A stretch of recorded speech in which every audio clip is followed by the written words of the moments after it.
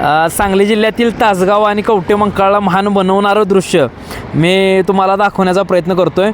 तर तुम्ही नक्कीच हा व्हिडिओ शेवटपर्यंत बघा. सर्वांना नमस्कार आहे. आत्ता सध्या मी आहे पंढरपूर मिरज हायवेला, म्हणजेच नॅशनल हायवे 166ला. तर या ठिकाणी व्हिडिओ काढायचं कारण एवढंच आहे की आपल्या सांगली जिल्ह्यातील तासगाव कवठेमंकाळला महान बनवणारं खरं तर दृश्य ह्या ठिकाणी मला बघायला मिळतं आहे. तर मी ते तुम्हाला दाखवण्याचा प्रयत्न करतो आहे. हे माझ्या पाठीमागे जे बघताय तुम्ही, तर हेच ते दृश्य आहे जे की बघताय तुम्ही. या ठिकाणी द्राक्ष इथून बाहेरच्या राज्यांमध्ये पाठवण्यासाठी या ठिकाणी डेपो बनवण्यात आलेला आहे. असे मने राजुरी कवठेमंकाळ शिरडोन भागामध्ये शेकडो डेपो आत्ता बनवण्यात आलेले आहेत.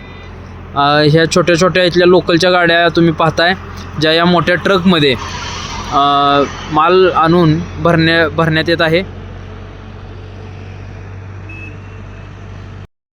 तर हे या ठिकाणी असं सर्व आजूबाजूच्या भागातील शेतकऱ्यांच्याकडून जे द्राक्ष व्यापारी खरेदी करतात ते या ठिकाणी आणून एकत्र करून ट्रक लोड केले जातात.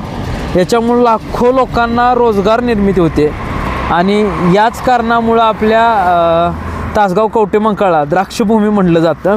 तर अशा या द्राक्षभूमीला शतशः नमन करावं असं हे दृश्य आहे.